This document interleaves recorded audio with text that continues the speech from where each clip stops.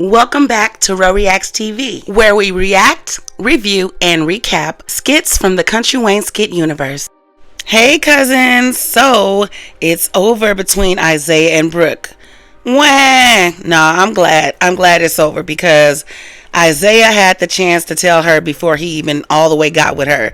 You know what? This is how things started out with hope and faith and everything, and I played a part in it, but I really like you now. And I just want to let you know before we go forward, this is what happened and this is what it is now, so that you can choose which way you want to go. But he played in her face, and he's immature right now. He's still a child, but I'm glad she's standing on 10 toes with him. So the scene starts where she's in music class. Isaiah makes his way over to her.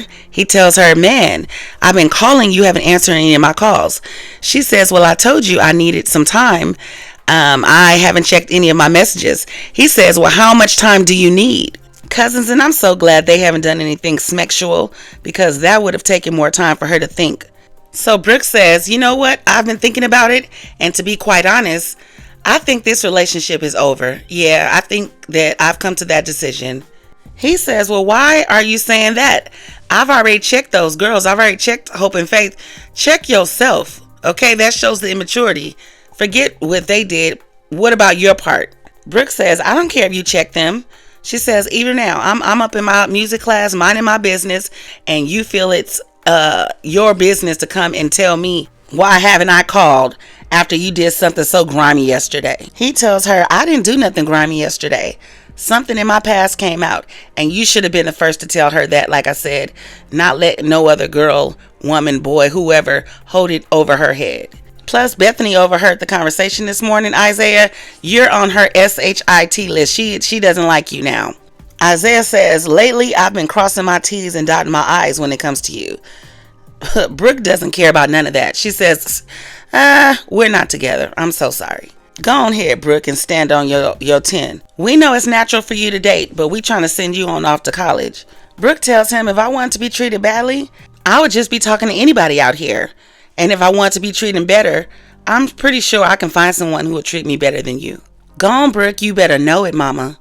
Isaiah said, "Find somebody better." See, that's what I'm talking about. You be doing too much. She said, "No, I let a lot of stuff slide in our relationship, and I didn't check you because I really liked you. But now it's just a done deal, so I don't know what we really got to talk about." He says, "Brooke, I really like you, and I apologize for how things started, but ever since then, it's been real genuine." That may be true, but I ain't trying to hear that. And Brooke not trying to hear that either. Brooke tells him, "Well, you know what? You can't start anything genuine off of a lie."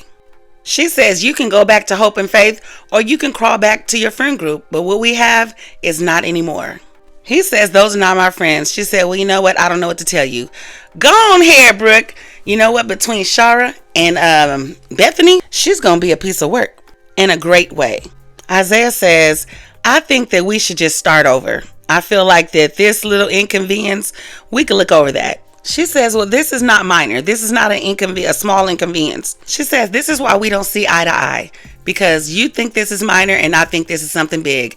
You were telling all of my business and doing all this sneaky stuff, and I don't respect that." She says, "You need to just stop fighting this, because we're never going to be together. We will never, ever, ever get back together." He says, "Well, I'm not going to stop fighting for this because I genuinely like you, and I think that this can work out." Y'all, I'm so proud of Brooke. Our cousin is just really growing up, and she's going to be an independent woman, a beautifully confident, independent woman. Well, that's it for this video, cousins. Brooke stood 10 toes down, and there's no more Isaiah. That's what she says. Drop your thoughts in the comments, and I'll see you on the next video, cousins.